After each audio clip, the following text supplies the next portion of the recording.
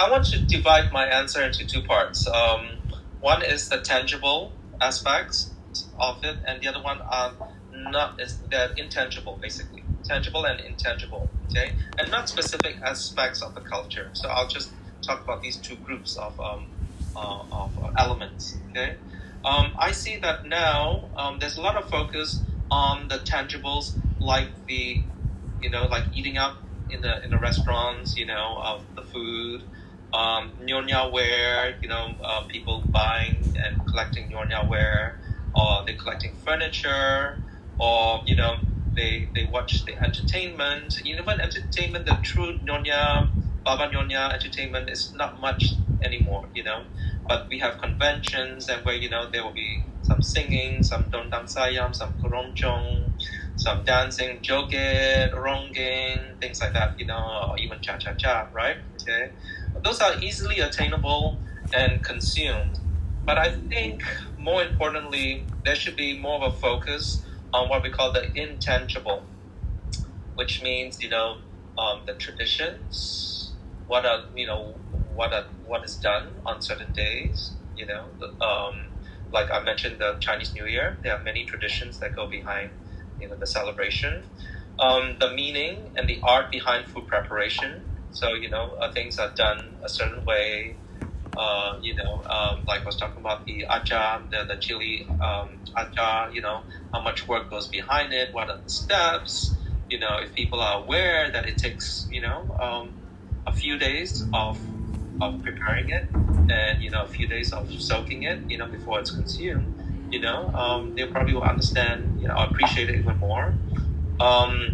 Different adats, customs, especially the spiritual practices, and the things like the pantang larang, which I mentioned to you, that everything has to be done properly and timed, so that the dish will come out at a certain time, because once you go past the date of when you're going to serve it, it's going to spoil. It's basically going to turn sour, and so cannot eat it.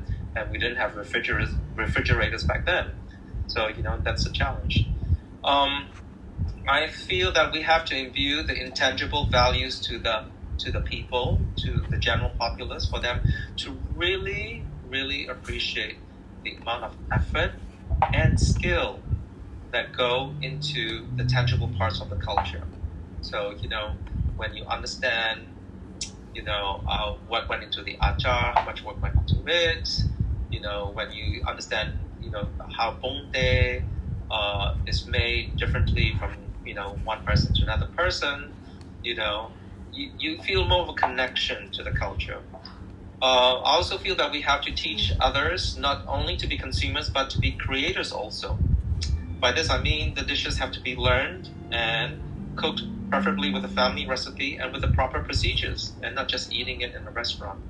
And also keeping up traditions and cultural practices, especially during feast and memorable days.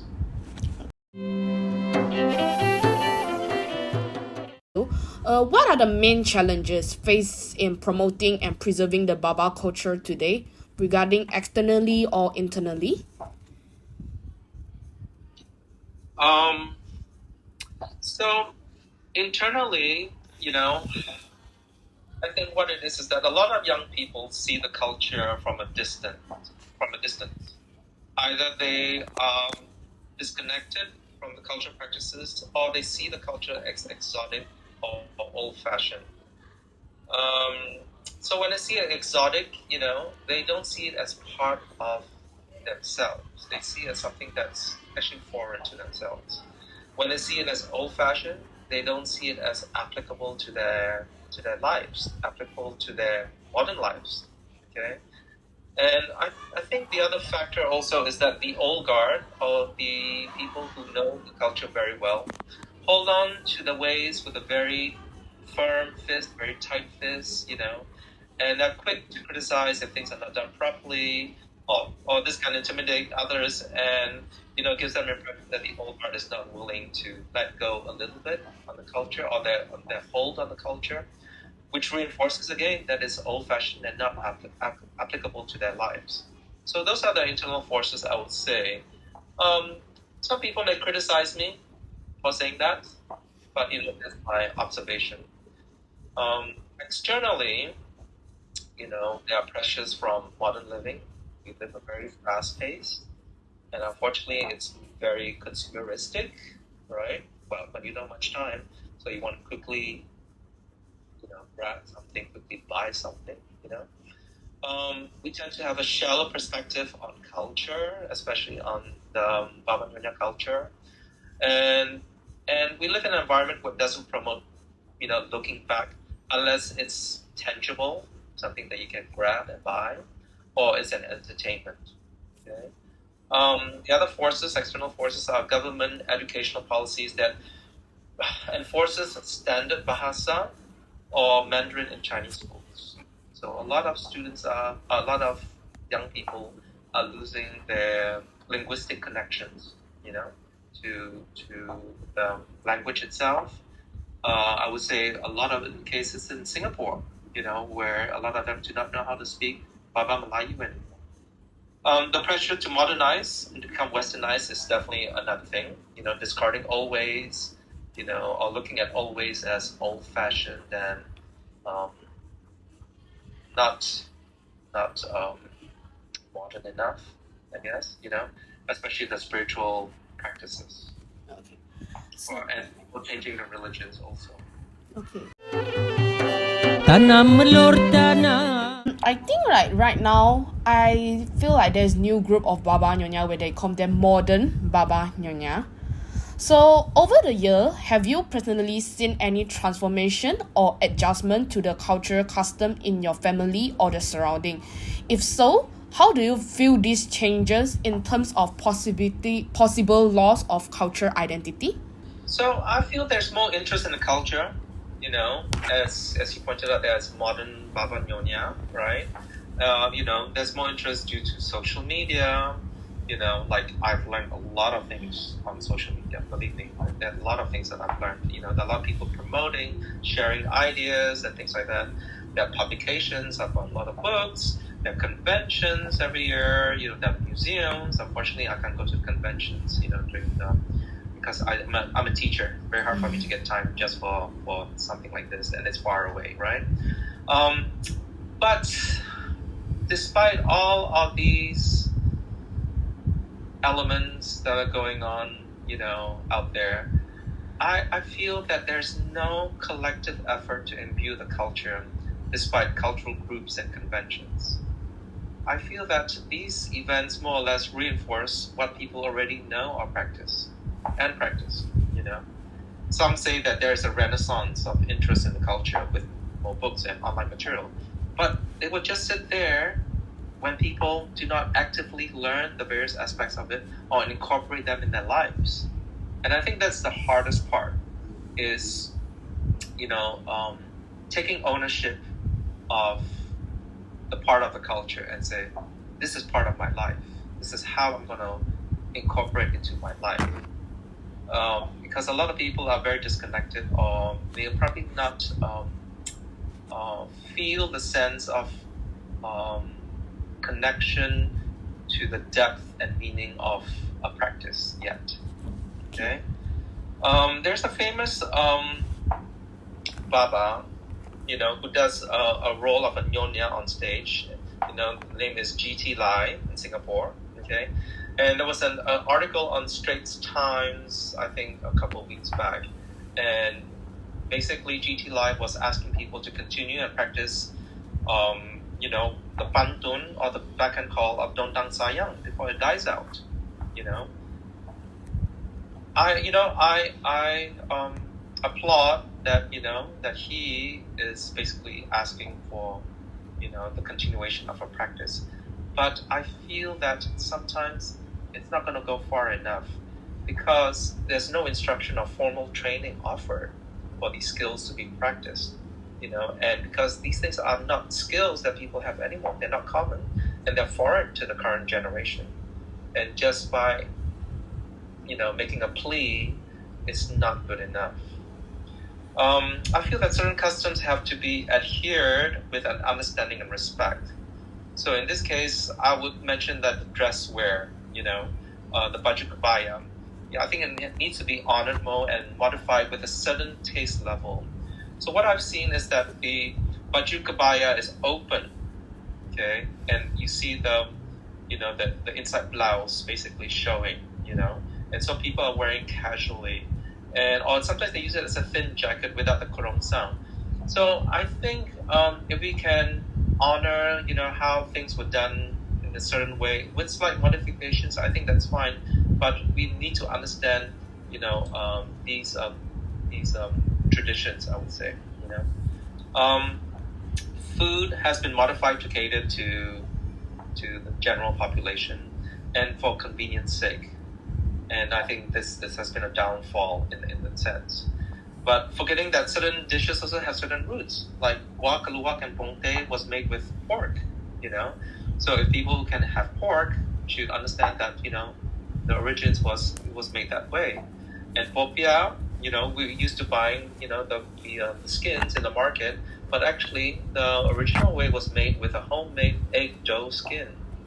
The garang asam, as I mentioned before, is different from asam pedas. So we should call it garang asam and cooked in the original way. Restaurants are not cooking the dishes with the same flavors and techniques, and hence the cuisine is being diluted bit by bit. I think it takes a lot of effort, a lot of skill, a lot of knowledge and time to produce the dishes authentically.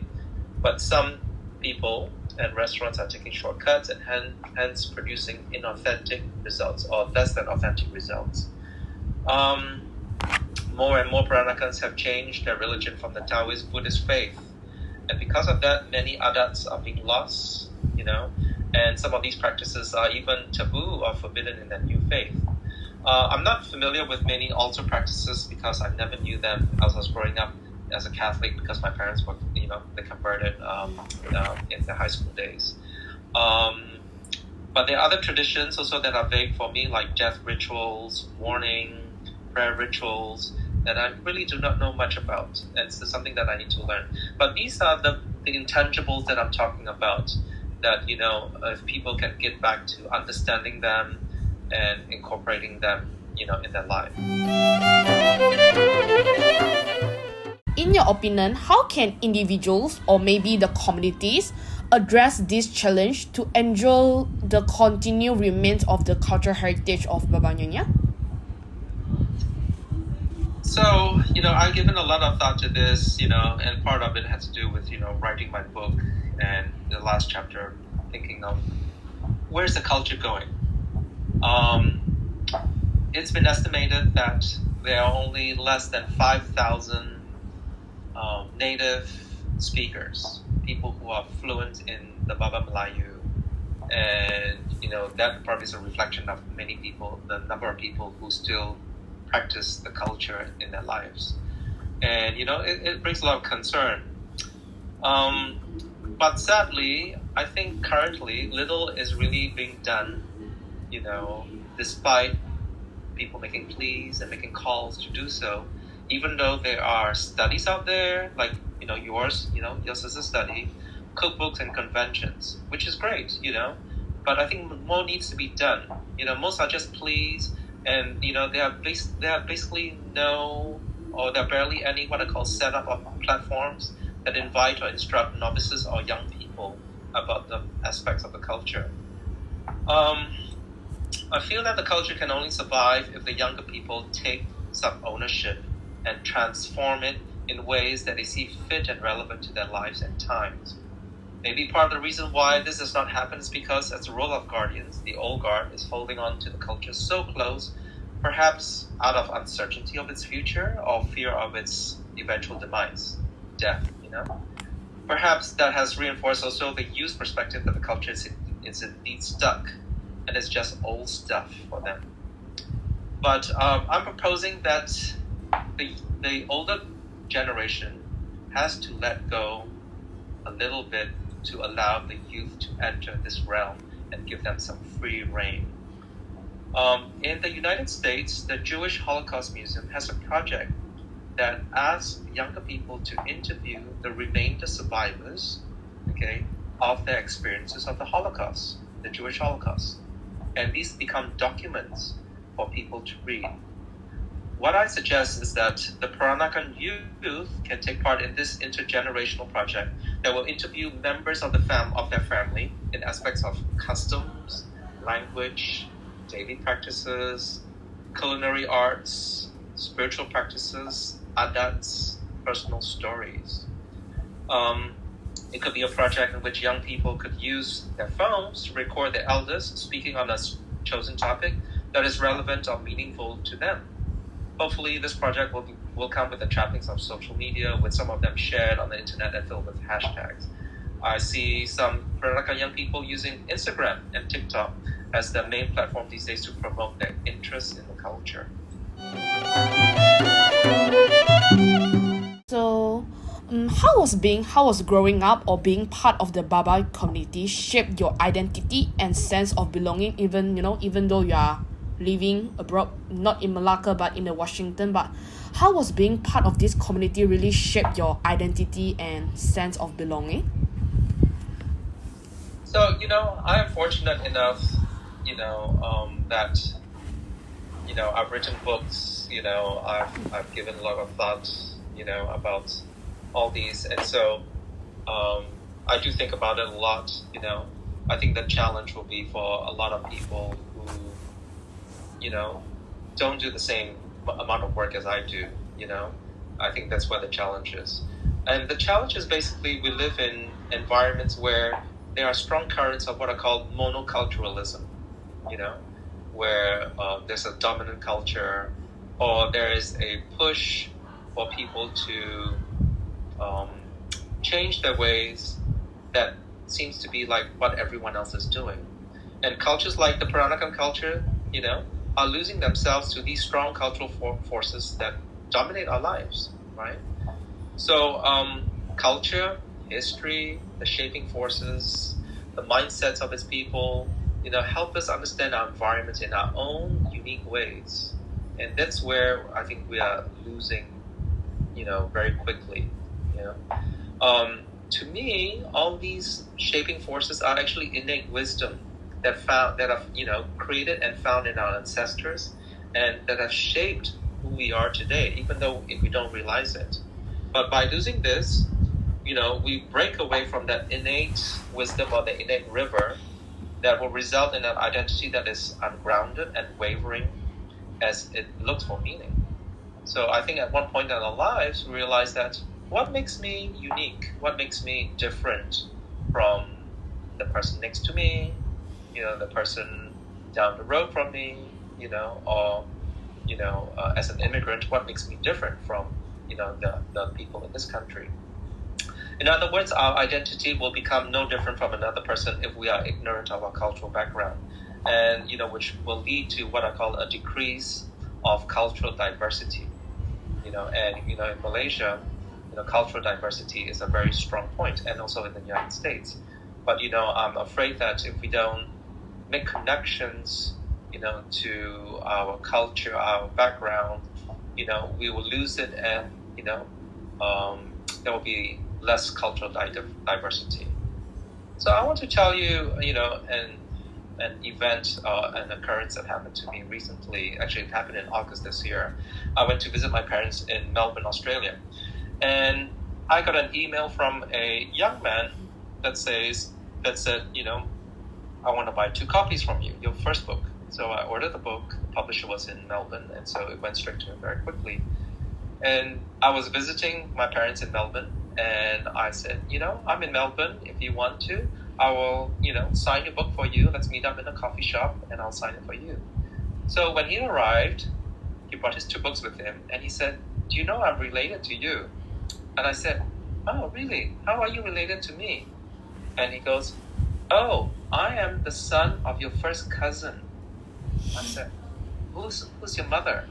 And, said the name. I said, oh, yes, that's my first cousin. And then he said that he never knew that he was Peranakan, Baba Nyonya. I said, oh, how come? And I thought about it. I said, yes, I realized it because, there were a lot of family problems and my uncle was not around. And so my uncle was not able to pass down a lot of these things, But he remembered one thing. He remembered his mom cooking pong teh. And so, just by holding on to that connection to pong teh, he had this inkling that maybe he was a Baba Peranakan, okay? And when he came across my website, or actually my cousin showed him the website, he went through my website and he realized, oh, if that's my uncle, I am Baba Peranakan, Baba Nyonya Peranakan. And when he realized that, he bought the book. And so weeks after that, he told his mom that he cooked the pong teh and, showed the photo and all that. And he started making that connection again with the culture, which I think is very, very touching. And I think those little things mean a lot, and when we make those connections, those spiritual connections, it means a lot, for people, and it opens up, another world and meaning for someone. So, for me to maintain my connection to the culture, I cook a lot of my grandmother's dishes. So it's not just about connection to the culture, but also connection to my ancestors also. Maintaining traditions, when I make certain things, I think back about how did my grandmother make the guizhang, the dumplings. And I think how I would sit there and watch a hand do it so quickly and so neatly, and everything would just come out perfectly like a pyramid, so I make that connection with them. I feel their presence sometimes when I cook. I share my thoughts, online with cultural groups. I like to read up on the culture. There are more and more books coming out these days, and it's wonderful, that things are documented and shared, not only just on the culture but on the cuisine. I've started collecting Nyonya ware, and I love looking at that. I could see how much effort went into producing a beautiful piece of art, basically, and that's made and marketed to only one Chinese community out of China. Came all the way from China, went only to the Baba Nyonya community.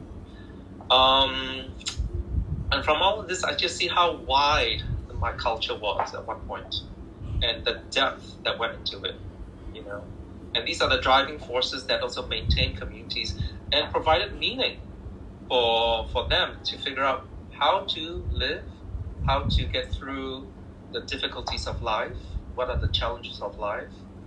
Back then, science and logic were not big, So these are the driving forces that help them shape, how they perceive their environment and how they live, in their environments with all these challenges. So that's why you have all these adats, you have all these pantan larang, just to guide them so that, hopefully they'll come out at the end okay.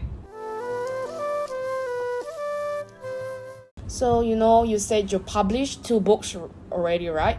And there's Yes. upcoming a third one. So, looking ahead, what are your hopes and aspirations for the future of the Baba Nyonya culture? And how do you envision its continued preservation in the years to come?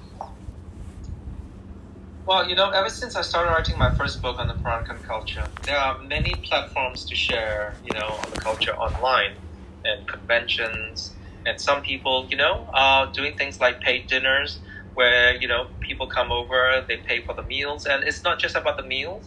It's also about explaining the culture, showing, Nyonya ware and things like that. So, it's becoming more of a cultural experience that's going deeper, But unfortunately, it's kind of limited right now.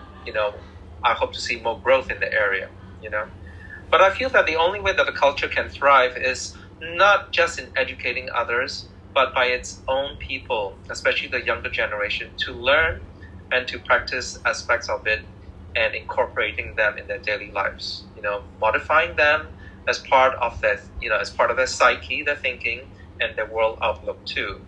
I feel that, cultures cannot be absorbed as an abstract idea. It cannot be just lived in the head. You read and just think, okay? But it has to be part of your life also, and part of your whole system, not just your thinking, but also how your body reacts to it. Let's take the case of like in Bali, okay? A few decades ago, the Balinese culture was dying very quickly. And many started to open schools where they specifically were teaching and promoting skills that were being lost very quickly.